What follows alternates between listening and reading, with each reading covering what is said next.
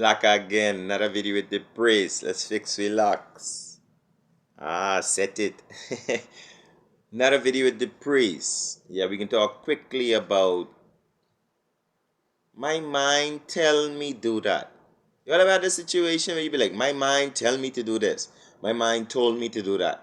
If I'd listened to my mind, if I'd listened to, y'all ever been through that? You go in the food store, you shop for something, and your mind tell you get something, but you didn't get it. Or, you're supposed to get up and do something, your mind tell you do it, but you didn't do it. Who is this mind telling you? Okay, there is a greater self within us. We're not just what we see in the mirror. We're very complex beings. Let me explain. Say you have two lighters in your house, right? And you decide to go out on your day and you journey into your day and you end up in a store and you shopping around, and for some reason your eyes just hook on that lighter. And you be like, and your mind tells you, buy a lighter. In your mind saying, buy a lighter. And then you and yourself goes against your mind, because you're considering that your mind is not making good calculations. You don't even question your mind. Why do I need a new lighter? You just automatically say, hey, I have two lighters home. You didn't take good analogy of what you're thinking. You just say, I have two lighters home. When you reach home, the first lighter you try, it has no fuel in it. You forgot that. The second lighter, it was barely lightened. You forgot that also. But who didn't forget that? Your mind. Your mind holds memory. It doesn't only hold memory, it processes memory to give you an update in thought. Okay, for example, that whole week your mind was taking map of the fact that the first lighter was out of fuel. Your mind knows that it's stored in here. Even though you may not remember or think of it, it's stored in your mind that the first lighter is done. The second lighter, your mind over the years has stored information, you see, to know that if you buy a lighter today, you use it this many times a day, by the couple days about this time, this lighter is going to be finished. You see that? Your mind can calculate that. That's why when you go into the store and your mind sees a lighter, it brings that thought to you. Get a lighter. Why? Because the mind remembers, not you. You're out shopping having a good time. The last thing you remember, you have two lighters home. The last time you remember is that you used the second lighter and it worked. That's what you remember. But the mind remembers. No, that first lighter didn't work for 3 days. And the second lighter, you had that for over a week. It's not going to last that long. So the mind is bringing to your consciousness, hey, you need a lighter. And y'all comment below if I'm wrong. Because I know it happened to you all many times out there. In the YouTube community. You go somewhere, your mind tells you to get something and you don't get it. Because you don't trust your mind. you don't trust. And it's not only that, we don't trust our mind because we don't know the process of what's happening. We're no longer connected to our God self and our goddess self. This is a part of you that helps you to survive. Even the animal kingdom, they have the same concept. If they go a particular place and it's dangerous for them, their mind marks that. And they could go for years, wherever, all over the country. But the minute they reach in that spot, their body start to react and they shoo away. Because the mind reminds them. You think they go about months and years thinking about that spot? No. They don't think about that. The animals go about there every day trying to get something to eat, trying to watch out for the next danger, trying to have a baby, trying to have something to eat. Every day they have a life to live. But the minute they reach to that spot, where there was danger before, the mind reminds them. So today, We want to get more connected with ourselves. I'm not telling you go with everything your mind say, but if your mind takes the time out to tell you get a lighter, at least consider why. Why I need a lighter? I have two lighters on, but oh yeah, the first one wasn't working. And then I had that one for a while, so I better carry this just in case. Not just in case, I better carry this because my mind is right. And when you reach home, kaboom! You come to find out the truth that your mind was taking track, of other things, and it does that in every area of our life.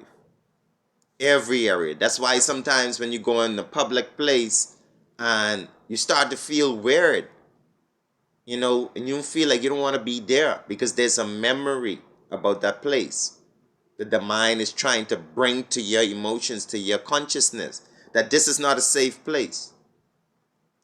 As far as the mind remembers, now if you can bring new memories to that place, then the mind will freely, want to return to that place as a new memory. But as long as there's a chapter in the mind of anything, that harms or that is productive to the survival of yourself, the mind will bring that to consciousness.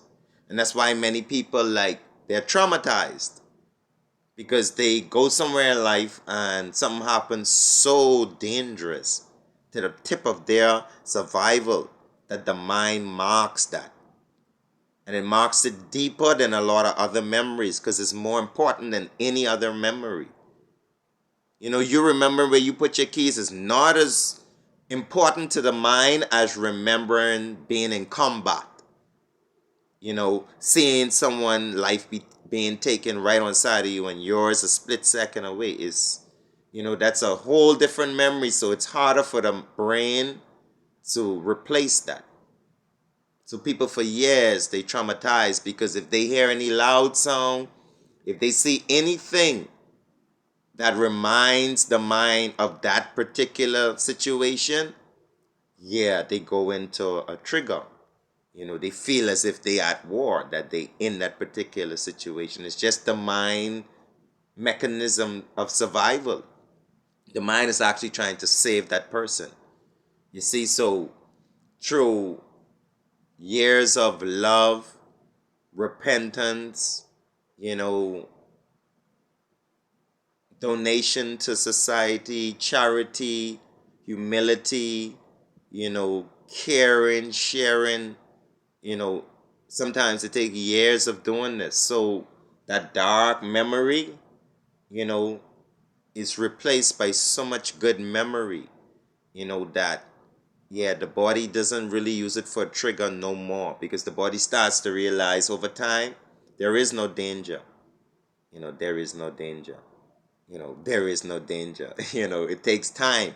And you can't blame the mind. And there's no particular day that the mind has to throw away a memory. The mind only pretty much puts away memories if it's not like productive. For instance, things that you needed to remember as a child for childhood survival, you don't need to remember as a grown-up, because, you're in a different stage of your life. So certain memories, that's why you can't remember everything from your childhood.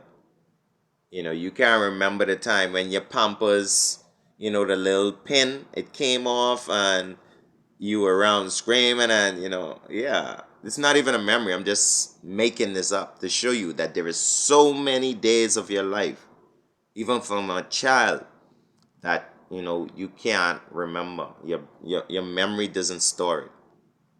But there are particular days throughout your life, if they were very significant to you, even from a childhood, the brain will store it. It's a survival mechanism. So anyone addressing like things of your past and stuff like that, past hurt or past joys, the memory, the brain just has to know that it's okay now, it's safe now, and that is usually done by physical, spiritual, emotional activity. The more positive things you do, in those three areas, it removes that memory. The mind recognizes that is not a necessary mechanism. So at some point you could actually forget a trauma. Yeah, because I personally, at some point in my life, I was going through a very tough time. And during that time, I thought I would never forget, every day, every second, every minute. But, there are times when, I have to go look for that memory. The mind doesn't even bring it up. If a conversation come up, I'll go try find something about it. But as the years go on, the mind just is useless. You see, so forgiveness is key. You see, all of that love, forgiveness, charity, going out there and showing the love. It helps you to forget. People say you should never forget. Really? I forgive, but I don't forget. That's a lie. You don't remember everything from you as a child. So you forget a lot of things.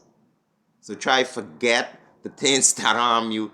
Forget the things that people do wrong to you. Stop bringing it up and using it as a part of your life. Every time you bring that up and utilize that as a part of your life, a bad memory, something in your past, it's gonna, revive it in the brain. The brain sees it as a necessary mechanism of survival.